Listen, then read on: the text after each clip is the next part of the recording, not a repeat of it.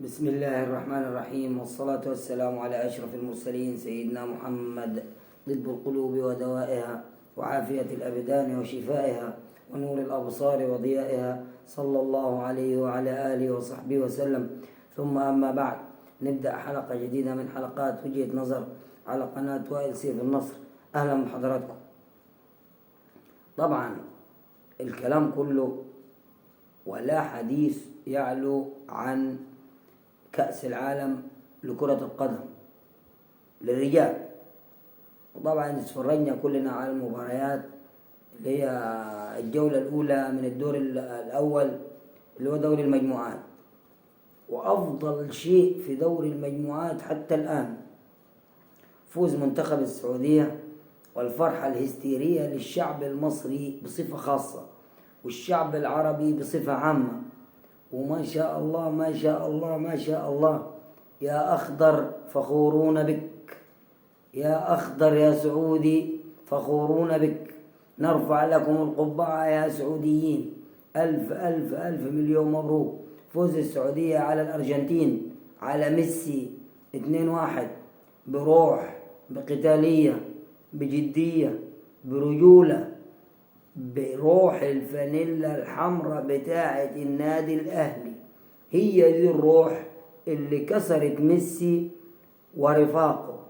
وشفنا كلام أبو تريكة وفرحته الهستيرية من الملعب، من أرض الملعب. فما شاء الله يعني أبو تريكة مهما يكبر برضه هو أبو تريكة. نفس الكلام لمحمود الخطيب. طبعا محمود الخطيب زي كده بالظبط، اساطير النادي الاهلي كله اساطير. واللي يقول ان الخطيب مش اسطوره طبعا حاقد وحاسد، والناس دي ناس نواياها سوداء معروفه. فألف ألف مليون مبروك فوز السعودية في أول مبارياته في كأس العالم، ويعتبر أول فريق عربي يفوز على فريق حصل على كأس العالم. الأرجنتين، طبعا الأرجنتين وما بالك بالأرجنتين، يعني الأرجنتين برضو مهما كان هي الأرجنتين. يعني أنت لما تفوز على الأرجنتين دي مش حاجة بسيطة. ده احنا لو فزنا عليها ودي، احنا عملنا مباراة معاهم في كأس العالم للقارات واتغلبنا 4-3، ولغاية دلوقتي بنفتخر بده ان احنا عرفنا نجيب 3 أهداف في السعودية في كأس العالم، في كأس العالم للقارات 2009 مع الكابتن حسن شحاتة. فلا يعني شرف كبير كبير كبير ان انت تفوز على منتخب كبير زي منتخب الارجنتين، تاريخ وعراقة. وطبعا مارادونا 86 الله يرحمه، ومحدش ينسى مارادونا. فميسي مهما يكون عمل كل حاجة في الدنيا بس ما عملش زي مارادونا من وجهة نظري. طبعا من وجهة نظري، وكل واحد له وجهة نظر. وانا عن نفسي شفت مارادونا هو اسطورة كرة القدم العالمية في العالم كله من ساعة ما انا وعيت على الدنيا. طبعا بيليه، في ناس بتقول بيليه، انا عن نفسي مش فاكر بيليه، ما شفتوش، لكن اتفرجت له فيديوهات. لكن مارادونا لا شفته وعشت مرحلة مارادونا كلها. فميسي ما يجيش حاجة جنب مارادونا، مع انه مهاري جدا. ميسي مهاري جدا بس اناني جدا. مارادونا ما كانش كده. مارادونا كان بيلعب للفريق، روح الفريق، وكان عنده حماس اكتر من ميسي ب100 مرة. حماس مارادونا كان رهيب، يعني فيه روح روح روح. ده موضوع مهم اللي هو فوز السعودية. طبعا في تعادل لتونس، وتعادل كويس يعني حاجة كويسة خالص.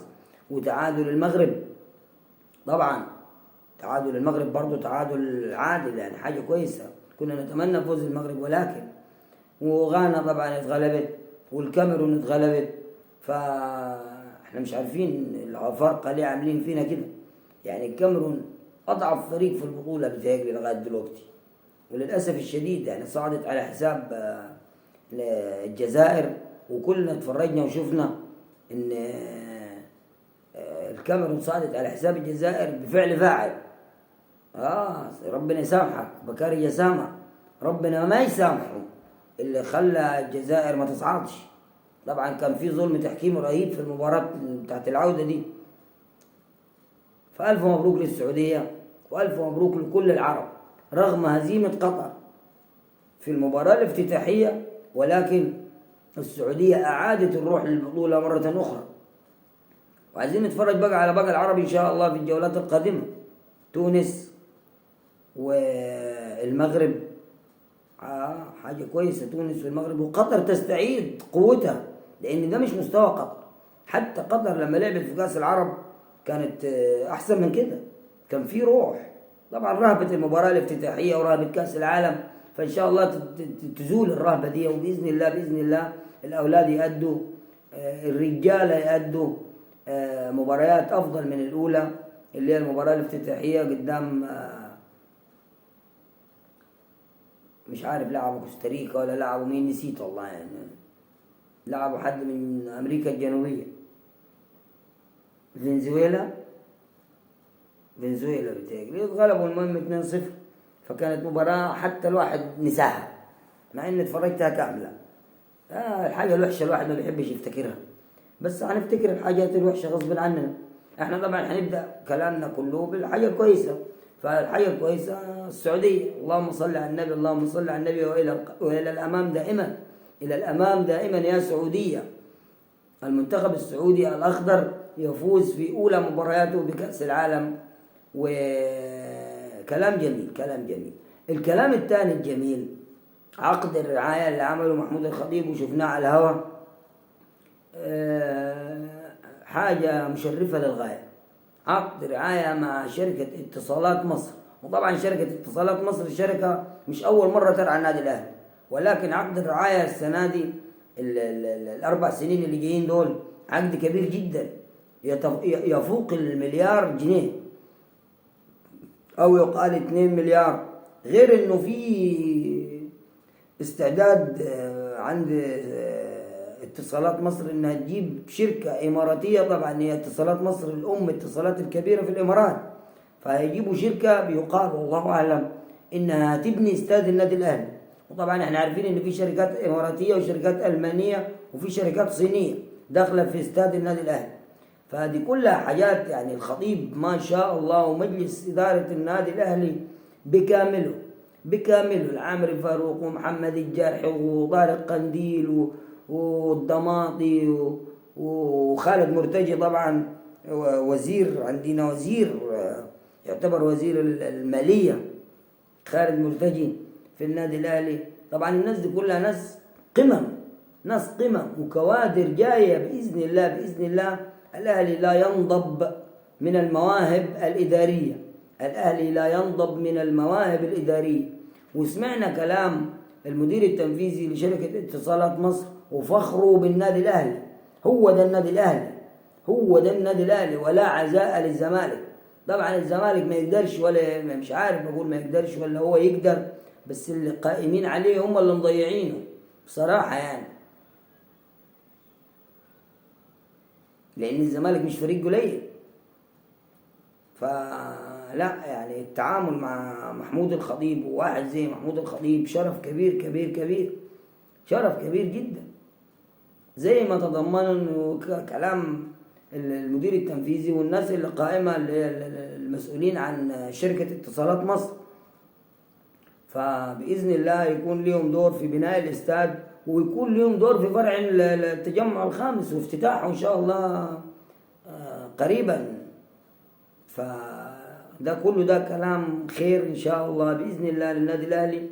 وأنا كأهلاوي أتشرف بالتعامل مع اتصالات مصر لأنها شركة محترمة، وسبق أن نتعامل معها النادي الأهلي من سنوات. يعني أنا مش متذكر، كان أيام أبو تريكة وبركات وعماد متعب وائل جمعة والجيل ده، كان في اتصالات مصر فعلا، كانت شركة اتصالات برضه هي الراعي للنادي الأهلي، وكانت اسمها على التيشيرتات. بس طبعا الشعار اتغير دلوقتي، بقى نص أسود ونص أبيض كده وفي علامة بالجنب. فلا يعني خطوة جامدة للنادي الأهلي، ولسه بإذن الله الخطوات تتوالى. وطبعا شفنا كمان فوز النادي الأهلي على الاتحاد السكندري في كرة السلة بعد الخسارة الأولى أول امبارح يوم الثلاث مش أول امبارح، يوم الثلاث. فاز المرتبط الصغيرين في كرة السلة، رجال كرة السلة الشباب، والكبار انهزموا طبعا بفعل فاعل والحكام. وانا اتفرجت على المباراة كان فيها ظلم تحكيمي رهيب، واقل لمسة للاتحاد على طول رميتين، اقل لمسة رميتين، اقل لمسة رميتين، ده واخدين لهم بتاع اكتر من 20 نقطة بالرميات الحرة، رميتين حرتين ده على طول. ايه ده؟ الحكام ما عندهمش اقل لمسة وما بيكونش لمسوا، الكرة بتكون هجمة للنادي الاهلي وبتتردى رميتين جزائيتين على النادي الاهلي، رميتين حرتين يعني. فيعني في المباراة الثانية بقى المرتبط الصغيرين بتوع الاهلي برضه فازوا والكبار فازوا، وعشان كده المرتبط الصغيرين اللي ما يعرفش بتتحسب فوزه بنقطتين والكبار ب3 نقط. الاهلي كان فايز نقطتين والاتحاد 3، لان الكبار هم اللي فازوا. بعد كده الصغيرين بتوع الاهلي فازوا بقوا 4 والكبار فازوا بقوا 7، يبقى احنا فزنا 7-3. وعشان كده الاهلي بطل دوري المرتبط لكرة السلة للعام الثالث على التوالي. وانا حاطط على بداية على غلاف الفيديو تهنئة محمود الخطيب رئيس النادي الاهلي ومجلس إدارة النادي الاهلي للاعبين، وطبعا أوجستي يعني أكبر هدية وأفضل هدية عملها نادي الزمالك إنه ترك أوجستي اللي هو المدرب مدير فني كرة السلة للنادي الأهلي. بصراحة راجل، وهو اللي كان سبب في فوز نادي الزمالك ببطولة أفريقيا اللي فازوا فيها، كان في تونس تقريبا أو في الجزائر من 2 سنين. ومن ساعتها طبعا هو اختلف مع الزمالك في الفلوس ومشى، راح الاهلي جابه بقى، وهو ده الاهلي. ويقول لك الاهلي خطفوا ايه يا عم؟ مبروك، الف مليون مبروك فوز الاهلي على الاتحاد في نهائي دوري المرتبط لكرة السلة. وعشان كده انا ببعت لكم رسالة لنادي الزمالك، مين ملوك الصلاة؟ ملوك الصلاة عشان يغلبوا ماتش ولا 2 يقول لك احنا ملوك الصلاة، مع ان كلمة ملوك الصلاة دي بتتقال على النادي الاهلي من قبل 2001، يعني من زمان النادي الاهلي مطلع على نفسه ملوك الصلاة. بس خلاص بقى يعني كل حاجة بيغشوها جت على دي. يعني قال لك قلنا نادي القرن الافريقي، هم راحوا واخدين نادي القرن، لا احنا نادي القرن، خذوه ما تبكوش، ما احنا عارفينكم بتبكوا كثير. نقول اهلاوي والفخر لي، هم يقول لك الزمالك فخر لينا مش عارف ايه. ان اي شعار الاهلي يقولوا، يعني حتى يقال، وشفت فيديو انا قديم جدا من العشرينات والثلاثينات، صورة مصورة ان الاهلي عامل يافطة كبيرة في المدرجات لعب وفن وهندسة، يعني حتى لعب وفن وهندسة هم غشينه، يعني حاجة غريبة جدا. وشفت فيديو امبارح قديم يعني من كام يوم عامله الدكتور علاء صادق على اليوتيوب، بيتكلم فيه على الخطين الحمر سارقينهم من فريق من منتخب المجر. يعني اساسا الزمالك كان بيلبس ابيض ساده زي القهوه الساده كده، فدلوقتي طالعين يقول لك ابيض وبخطين حمر. الخطين الحمر غشوهم في سنه 60 ولا 61 من الفريق المجري، منتخب المجر اللي جاء لعب الزمالك، ومنها على طول بخطين حمر من ساعتها. لكن حتى الخطين الحمر اصلا مش بتوعهم، سارقينه، ما لهمش شعار، يعني حاجه مميزين بيها. للاسف الشديد هم مميزين بالسفاله والشتائم والسب واللعن على قناه ناديهم من خلال رئيس ناديهم، والباقيين بيطبلوا وهزاز الرؤوس بيهزوا خلاص. للاسف فألف مليون مبروك فوز النادي الاهلي على الاتحاد. وطبعا من كام يوم برضو الاهلي فاز على الزمالك في دوري 21 سنة اللي مصطفى شوبير وزياد طارق بيلعبوا فيه، فازوا 2-1. وطلع شريف عبد الفضيل المدير الفني وشكر النادي وشكر اللعيبة. الاهلي بيفوز في كل حاجة، في كرة السلة وفي كرة اليد وفي كرة الماء وحتى في اليد، اللي انا بعترف الزمالك اقوى من الاهلي في كرة اليد على مدار الاجيال ده، بس مش معناه ان الفرق كده شاسع، لا في فرق، بس الفرق مش شاسع يعني. بتقلي لا، الزمالك واخد 14 بطولة أفريقية ولا واخد 10 حاجة زي كده. فيعني قريبة العملية. فاحنا ملوك الصلاة غصب عن أي حد. موضوع تاني عايز أتكلم فيه وأقول وجهة نظري: غرامة كهرباء والكلام الكثير على غرامة كهرباء. طبعا غرامة كهرباء كده كده هتتسدد وإحنا عارفين كده، والأهل هيسددها له أو هيديله وهو يسدد أو هيجيب حد يسدد مكانه. كل ده مش هيفرق. المهم في النهاية إن كهرباء موجود في النادي الأهلي، ويقال خلال أسبوع هينزل التدريب معاهم. هو نزل التدريب، هينزل في القائمة يعني. المدير الفني هينزله في قائمة النادي الأهلي. نخش بقى على الكلام الفاضي والكلام العبط والكلام اللي ملوش لازمة والكلام اللي يضايق والكلام السافل، الكلام المنحط.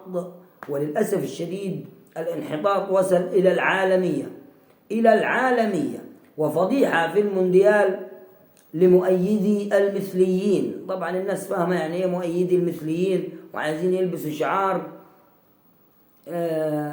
المثليين اللي هو قوس قزح. للأسف للأسف للأسف البشرية تسير إلى منحدر كبير جدا جدا جدا. وطبعا اتضايقت جدا جدا من منتخب ألمانيا اللي عمل، يعني زعلانين ومش هيتكلموا على انه ممنوع رفع شعار المثليين في بطولة كأس العالم في قطر. وتحية من هنا لقطر. قطر رجالة، قطر مسلمين محترمين. على فكرة كل الأديان السماوية تحرم المثلية، أنت تدعو كقوم لوط، وقوم لوط منهي عن أفعالهم في كل الأديان، سواء كانت المسيحية أو الإسلامية أو اليهودية. حتى الديانة اليهودية الحقيقية ترفض أفعال قوم لوط اللي هم المثليين. دلوقتي مطلعين على نفسهم المثليين. للأسف الناس بتوقف معاهم ليه ما تعرفش. فدي فضيحة فضيحة فضيحة فضيحة مهما كان الفلوس. قطر قالت لهم كده، قطر وأمراء قطر قالوا لهم كده، واللجنة المنظمة قالت لهم كده: نديكم في الفلوس اللي انتوا عايزينها، بس حاجتين تبعدوا عنهم: شرب الخمور في المدرجات وفي الملاعب، يعني كلها ساعتين، مش قادر تصبر ساعتين ساعتين ونص ما تشربش فيهم خمور الكحوليات. تاني حاجة عدم رفع أي شعار للمثليين، لأنه مرفوض في عاداتنا وتقاليدنا. بصراحة قمة الاحترام ونرفع لهم القبعة فعلا. تحية لقطر وأهالي قطر وأمراء قطر وكل اللي يعرف قطر واللي يسمع عن قطر. وكنا زمان أو كنا في فترة بنتريق على قطر ونقول دي دولة قد محافظة أسوان أو قد حي شبرا في القاهرة، تريقة. بس شوف الدولة اللي قد كده دي قلب العالم كله بإيه؟ بالوقوف ضد المثليين. وطبعا الملاعب ما شاء الله ملاعب مصروف عليها مليارات، فملاعب خرافة يعني. أفضل بطولة كأس عالم في التاريخ، وإن شاء الله متوقع لها النجاح الباهر بإذن الله. فدي فضيحة المونديال. في فضيحة تانية سمعناها امبارح ولا من يومين في اتحاد الكرة المصري، وللأسف فضيحة جنسية. ولا أريد أن أتحدث في فضائح جنسية في قناتي، ولكن غصب عنك بتتفرج وبتشوف وبتسمع وبتقرأ عن واحد اسمه إسلام مصطفى. شفت له فيديو بيتكلم فيه إنه أيوة أنا لقيت فلاشة صغيرة أو كارت ميموري متحمل عليه فيديو، أو فيديوهات لزوجته. للأسف مع واحد في اتحاد كرة القدم وصلنا في اتحاد كرة القدم لهذا الانحطاط. اتحاد كرة القدم فيه ناس منحطين، مع ان الكلام بعد كده طلع ان اسلام نفسه بيقول ما عملتش كده ولا قلت كده، مع ان انا شايف صوت وصورة. يعني هل الفيديو مفبرك؟ الله اعلم. بس هو ده نتاج رئيس نادي الزمالك وخروجه كل يوم في الشاشات بألفاظ إباحية صرف للأسف، وكل يوم يطلع يهاجم ممدوح عباس، وقناة الزمالك مش فاضية غير في الهجوم على ممدوح عباس، سواء هو أو هزاز الرؤوس اللي بيطلعوا معاه وعاملين صحفيين، كلهم بلا استثناء، سواء اللي اسمه الفولي ولا محمد الشرقاوي ولا اسمه ايه منتصر الرفاعي ولا صبحي عبد السلام ولا حتى خالد الغندور ذاته بيهاجموا ممدوح عباس، مع ان ممدوح عباس كل يوم والتاني بيطلع يقول لهم انا مش عايز غير على بنك واحد بس اللي في سور نادي الزمالك، بنك مصر. طب فين باقي الفلوس؟ فالراجل ده بيضحك عليكم، والله الراجل ده بيضحك عليكم. ودي كلها خلي بالك في القصة هو واتحاد الكورة زي بعض. يعني العطار ما يختلفش عن مرتضى منصور كتير، لا زي بعض. من كان على الباطل فليسير في الباطل، سواء كان جمال علام أو حازم إمام، كلهم بقوا على الباطل. وللأسف هو الباطل اللي سائر دلوقتي في الكرة المصرية إلا النادي الأهلي. ولذلك رعاية النادي الأهلي رجعت حق النادي الأهلي برا الملعب، وعقبال ما ترجع إن شاء الله مع كولر في الملعب. فعصابة اتحاد الكورة دي اللي وصلوا للزنا والقضايا الجنسية هتودينا لفين تاني؟ سؤال، هتودينا لفين تاني؟ أنا عارف إجابته. أكيد هتودينا إلى الهاوية. ولو عندك أي رأي تاني اكتب لي في التعليقات وقول لي رأيك. اتحاد الكرة المصري المتواضع، عايزين نقول الواطي، اتحاد كرة مصري واطي، لو فيهم واحد شريف يقدم استقالته، لو فيهم واحد شريف تاني يقدم استقالته زي مرتضى منصور عملت أنا. لو في واحد شريف في اتحاد الكورة بعد الفضيحة الجنسية دي المفروض يقدم استقالته ويسيب اتحاد الكورة خالص. يجب زمن تاني غير الزمن ده. الزمن ده وصلك إلى الزنا، قضايا في اتحاد الكورة زنا للأسف الشديد. أكيد هيودينا إلى الهاوية. معلش طولت عليكم في الفيديو ده، بس كانت فيه مواضيع كثيرة طبعا مش بنطلع كل يوم، فسامحوني على طول الوقت. سبحانك اللهم وبحمدك، أشهد أن لا إله إلا أنت، أستغفرك وأتوب إليك، والسلام عليكم ورحمة الله وبركاته.